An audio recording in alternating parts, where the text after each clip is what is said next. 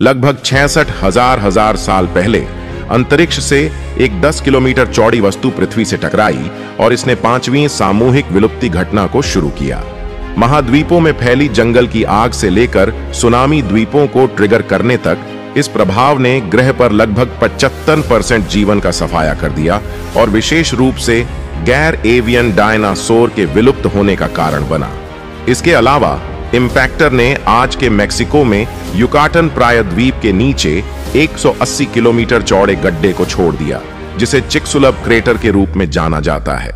अब तक वैज्ञानिकों का मानना था कि चिकसुलभ प्रभाव की शुरुआत करने वाला एक ही बड़ा चट्टान का टुकड़ा था, लेकिन अब एक सफल खोज में उन्हें सबूत मिले कि चिकसुलभ इंपैक्टर अकेला नहीं आया था। इसके बजाय इसका एक साथी था जिसके प्रभाव ने नव खोजे गए डियर क्रेटर का निर्माण किया। तो वैज्ञानिकों ने इस गड्ढे की खोज कैसे की?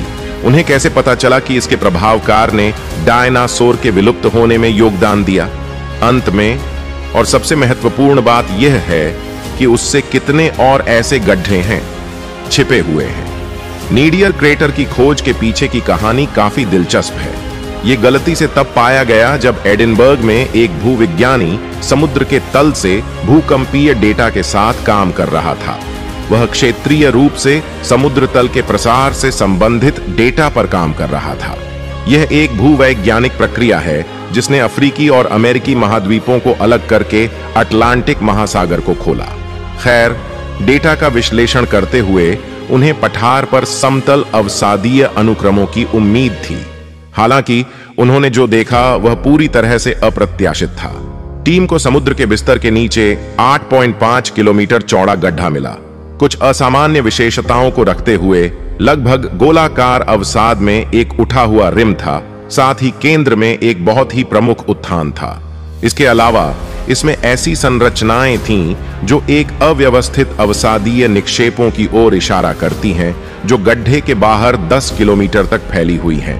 पृथ्वी पर आमतौर पर ज्वालामुखी के ढाने या नमक निकालने की प्रक्रियाओं के कारण गड्ढे बनते हैं, लेकिन नादरेस की विशेषताएं पारंपरिक गड्ढों से मेल नहीं खाती।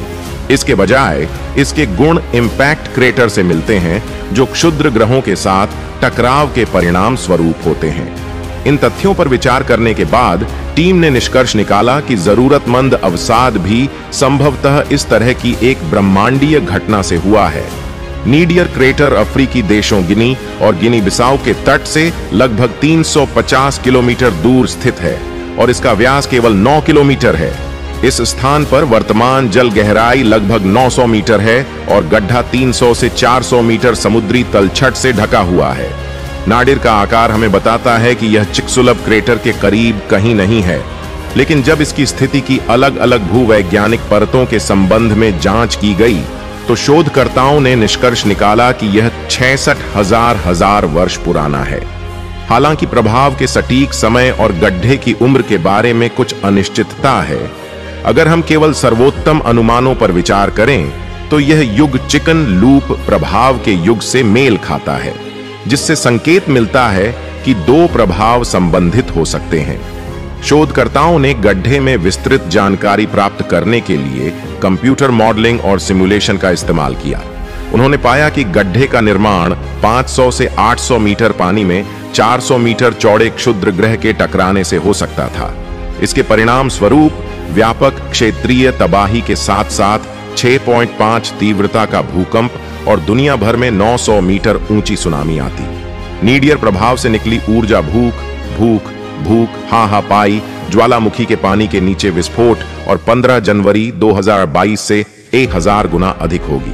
क्षुद्र ग्रह के अनुमानित आकार इसे क्षुद्र ग्रह बेन्नुविल के लगभग बराबर कर देंगे।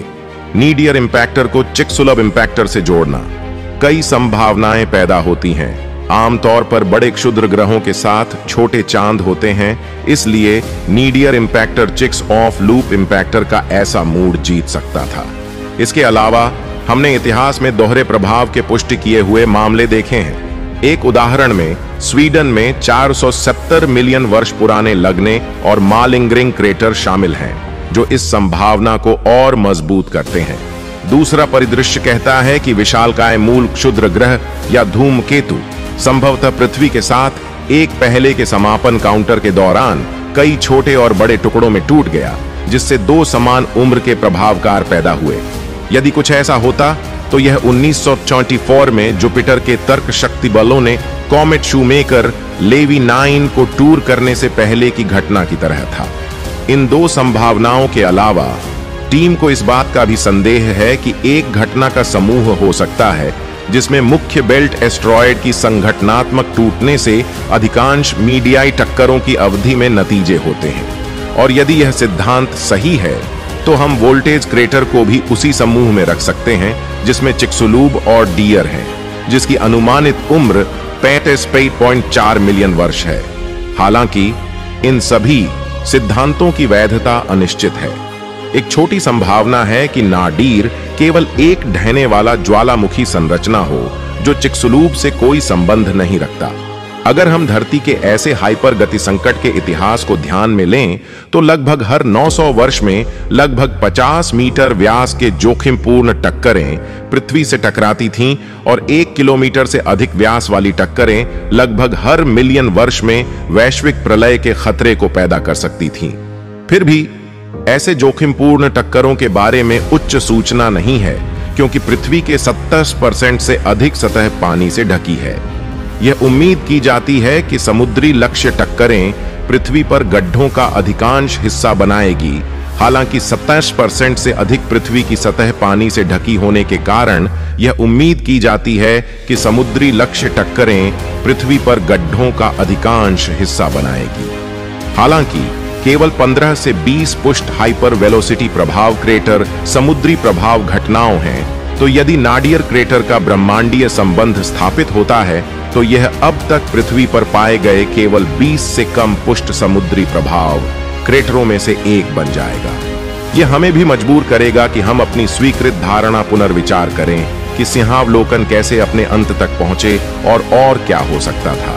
क्या शिक्षा लूप के और भी भाई बहन थे, और यदि हां तो वे भविष्य में हम नाडियर जैसे और क्रेटर्स कहां छोड़ देंगे? सवाल अनंत हैं और हमें आशा है कि हम उनके जवाब भविष्य में पा सकें। अगर आपको हमारे वीडियो अच्छी लगती है तो हमें फॉलो जरूर कर लीजिए।